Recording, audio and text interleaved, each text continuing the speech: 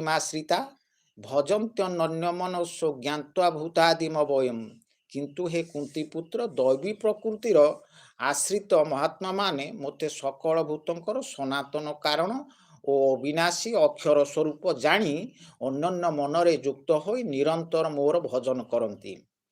ସତତଂ କୀର୍ତ୍ତୟନ୍ତ ମାଂ ଯତଂଶ୍ଚ ଦୃଢ଼ବ୍ରତା ନମସ୍ୟନ୍ତଶ୍ଚ ମାଂ ଭକ୍ତ୍ୟା ନିତ୍ୟଯୁକ୍ତା ଉପାସତେ।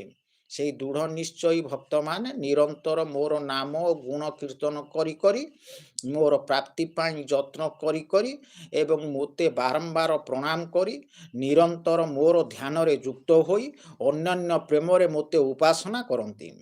ଜ୍ଞାନଯଜ୍ଞନ ଚାପ୍ୟନ୍ନେ ଯଜନ୍ତ ମାମୁପାସତେ ଏକୋତ୍ୟନ ପୃଥବତ୍ୟନ ବହୁଧା ବିଶ୍ୱତମୁଖମ୍। ଅନ୍ୟ କେତେକ ଜ୍ଞାନ ଯୋଗୀ ମୋତେ ନିର୍ଗୁଣ ନିରାକାର ବ୍ରହ୍ମ ବୋଲି ଜାଣି ଜ୍ଞାନଯଜ୍ଞ ଦ୍ୱାରା ଅଭିନ୍ନ ଭାବରେ